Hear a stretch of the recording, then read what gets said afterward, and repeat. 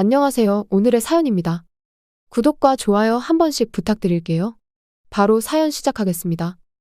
제 이름은 김혜연이고 30세입니다. 동갑내기 남편 박채훈과 함께 아파트에 살고 있어요. 제 눈은 지금은 전혀 보이지 않아요. 지금은 이라고 쓴 이유는 예전에는 잘 보였어요. 어렸을 때는 안경 없이 맨눈으로 양쪽 모두 1.5는 보였는데 10대 후반쯤부터 점차 잘 보이지 않고 난시와 근시로 고생하기 시작했어요. 너무 잘 보이지 않아 안과를 찾아갔더니 진행성 안구질환 진단을 받았어요. 진행성 질환으로 진행 속도가 빨라지면 실명할 가능성도 있었어요. 치료법으로는 결국 각막 이식이 필요하다고 했어요. 진행 속도는 사람마다 다르다는 의사의 말을 듣고 몇 달이 지났어요. 생각보다 병의 진행 속도가 훨씬 빨라서 안경으로 교정할 수 없을 정도로 눈이 거의 보이지 않게 되었어요. 왜? 나한테만 이런 일이.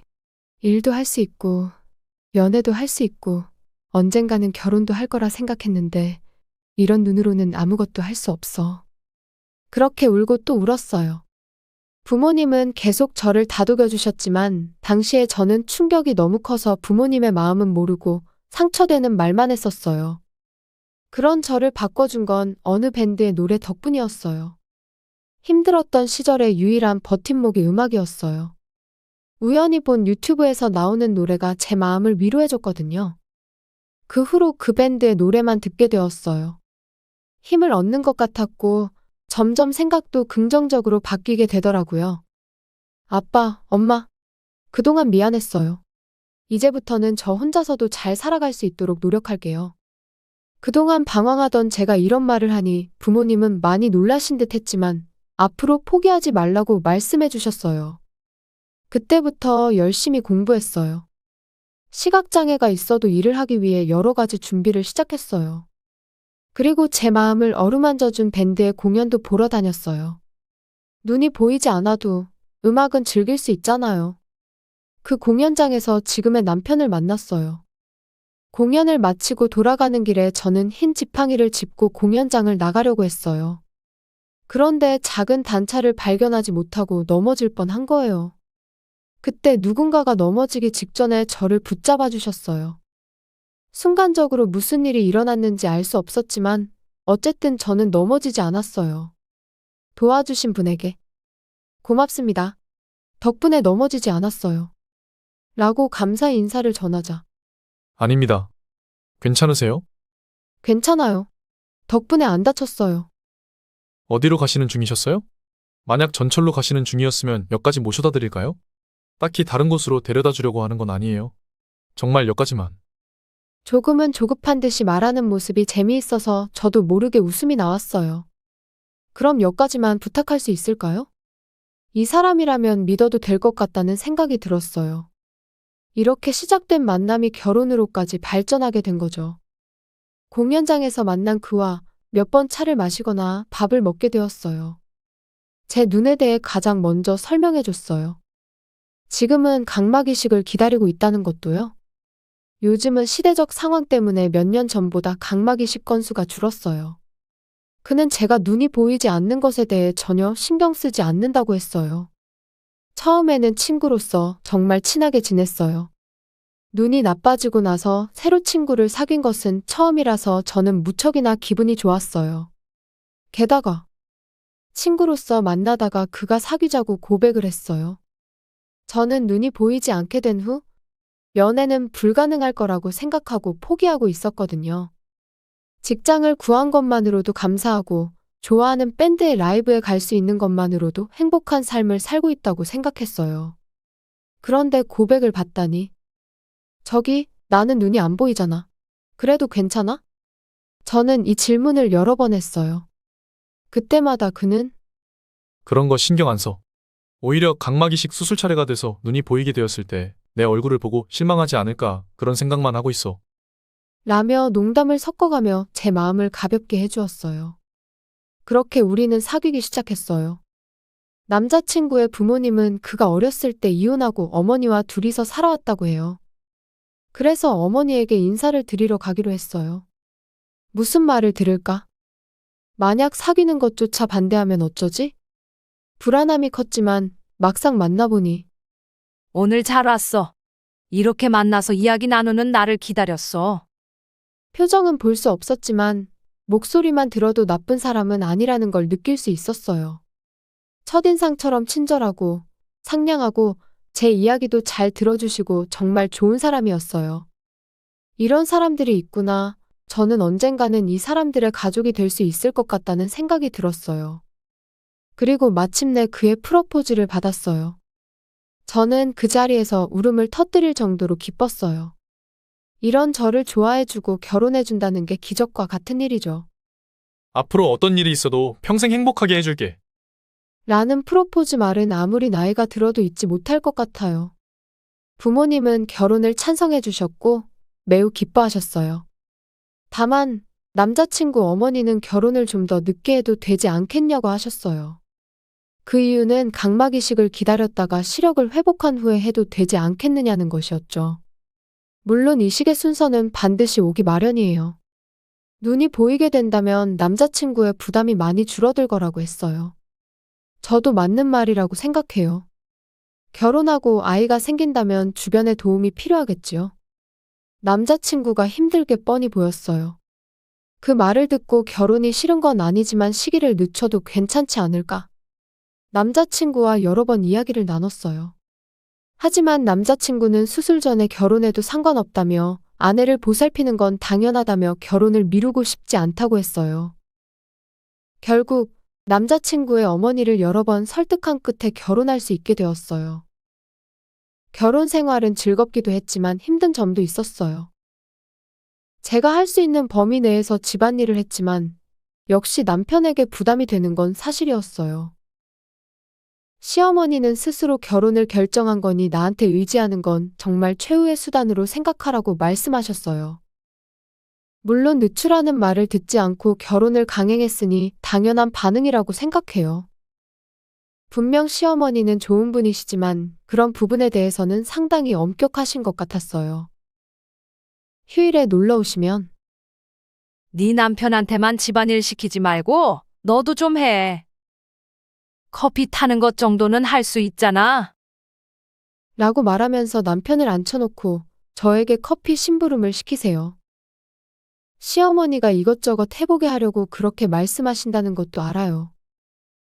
그래서 할 수 있는 한도 내에서 커피를 준비했어요.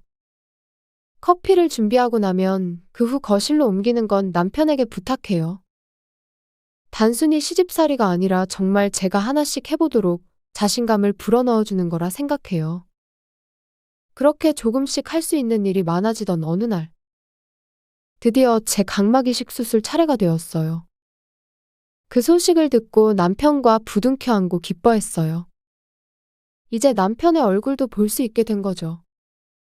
남편의 부담도 줄어들 거고, 이제 아이도 키울 수 있어요. 하고 싶은 일들이 마구마구 생각났어요. 저는 초조한 마음으로 수술 날짜를 기다렸어요. 그런데 남편은 날이 갈수록 조금씩 기운이 없어지는 거예요. 여보, 요즘 왜 그래? 목소리가 안 좋아 보이는데 무슨 일 있어? 아니야, 그냥 일 때문에 좀 피곤한 거니까 신경 쓰지 마. 라며 사실대로 말해주지 않아요. 왜 그럴까? 남편의 태도와 목소리 톤의 변화에 저도 조금 불안해지기 시작했어요. 그러고 있는 사이에 수술 당일이 되었어요. 저는 여러 사람들의 응원을 받으며 수술실로 향했어요. 다행히 수술은 성공적으로 끝났어요. 이제 붕대만 풀면 앞을 볼 수 있어요. 이제 며칠만 참으면 되네. 그리고 붕대를 뗄 수 있는 날이 되었어요. 희미하게 무언가가 보여요. 조금 지나니 점점 더 선명하게 사물이 보이기 시작했어요. 정말 오랜만에 보이는 세상. 아직은 흐릿하지만 앞을 볼 수 있다는 게 기뻤어요. 그리고 남편이 말을 걸어왔어요. 드디어 보이는구나. 그곳에 있던 건 처음 보는 남편이었어요. 그런데 어딘지 모르게 낯익은 얼굴이었어요. 저는 그 낯익은 얼굴에 정체가 떠올라 덜덜 떨렸어요. 그 떨림의 정체는 바로 두려움이었어요. 왜냐하면 남편의 정체는 어렸을 때 갑자기 제 앞에서 사라져버린 어린 시절 친구였기 때문이에요. 어릴 적 친구라고 하면 모두 좋은 쪽으로 생각하겠지만 남편은 저를 괴롭히던 사람이었어요. 심하게 괴롭힌 건 아니었지만 저를 괴롭혔었다는 사실은 변함없어요. 왜? 나를 괴롭혔던 너가 도대체 왜? 남편이 말을 꺼내기도 전에 어머니가 먼저 입을 열었어요. 채웅이한테 너를 부탁한 건 바로 나였어.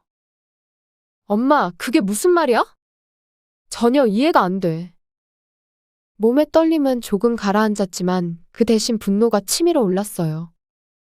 엄마, 무슨 일인지 제대로 설명해줘. 제가 눈이 보이지 않고 방황하던 시기에 어머니는 언제까지나 이대로 지내게 할 수 없다는 생각을 계속하고 있었대요. 그러던 중 우연히 길에서 남편을 만난 거죠. 아니, 오히려 남편이 먼저 알아봤대요. 혜연이 어머니 아니세요? 저 어렸을 때 옆집에 살았던 박채웅이에요. 채웅아. 그동안 잘 지냈어? 갑자기 이사 가더니 오랜만이네.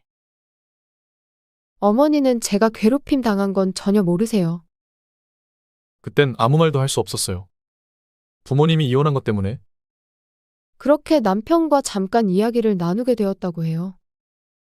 그러다가 제가 눈이 안 보이는 상태라 많이 힘들어한다는 이야기도 했다고 하고요. 남편은 제가 기운 차릴 수 있도록 도와주겠다고 했대요. 제가 어렸을 때 혜연이를 많이 괴롭혔어요.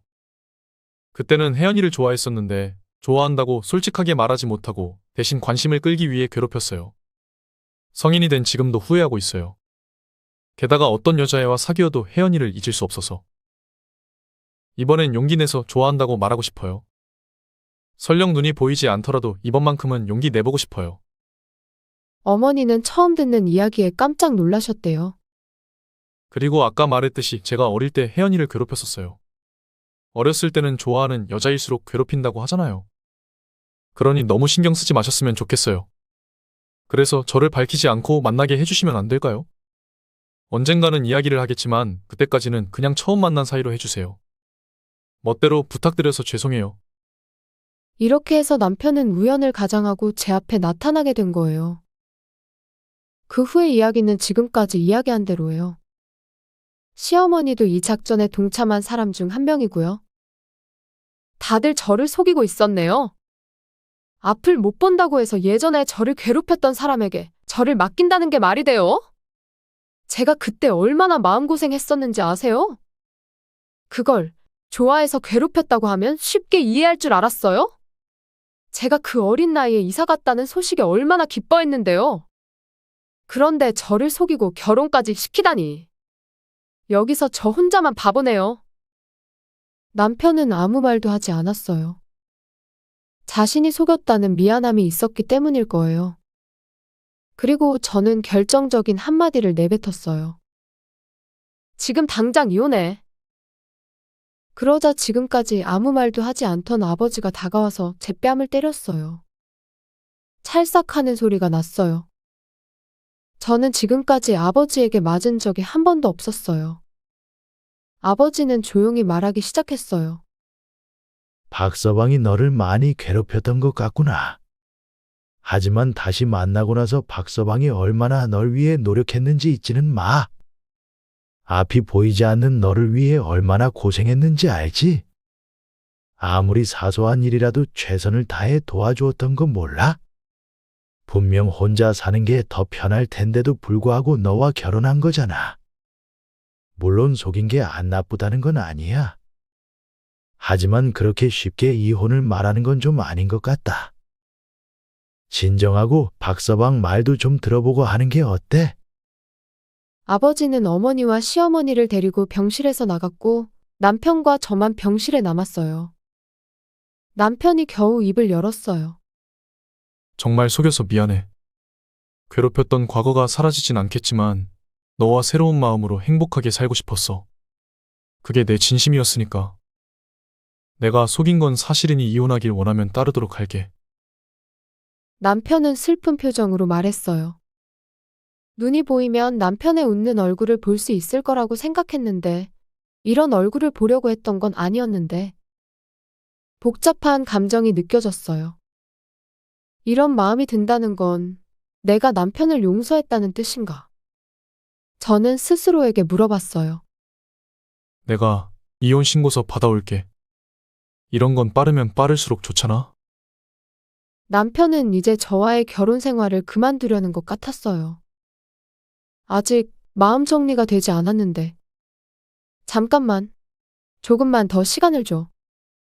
남편은 제 말에 따라 잠시 기다려줬어요. 예전에 처음 만났다고 생각한 날, 아니, 오랜만에 재회한 날. 그때부터 남편은 항상 제게 힘이 돼주고, 어떤 상황에서도 저를 위해주고, 싫다는 말 한마디 없이 곁에 있어줬어요. 가만히 생각해보니 앞으로의 인생에서 남편이 없는 건 더 상상할 수 없을 것 같다는 생각이 들었어요. 어린 시절의 일을 완전히 잊거나 용서할 수는 없을 것 같지만 그보다 남편은 저를 위해 많은 걸 해줬어요. 그렇게 생각하니 이혼을 외쳤던 저 자신이 왠지 부끄러워졌어요. 남편의 슬픈 표정을 보는 건 눈을 떠서 하고 싶은 일에 없었던 거였거든요. 저는 남편에게 앞으로 평생 나를 행복하게 해줄 거지? 당연하지. 평생 행복하게 해주겠다고 했잖아. 그 약속 꼭 지킬게. 저는 결국 과거의 남편을 용서할 수는 없지만 그보다 앞으로의 우리의 행복한 삶을 우선하기로 했어요. 가족 모두가 저를 속인 것도 용서할 생각이 없었지만 저 자신을 위해서 마음에 어느 정도 묻기로 했어요. 그리고 눈이 보이면 하고 싶은 일 중 하나였던 이세에 대해서도 생각하게 되었고 임신도 시도했어요. 그리고 둘 다 몸은 건강해서인지 의외로 빨리 뱃속에 천사가 생겼어요. 앞으로 우리 세 가족이 계속 행복했으면 좋겠네요. 시청해주셔서 감사합니다. 그럼 다음 영상에서 다시 뵙겠습니다.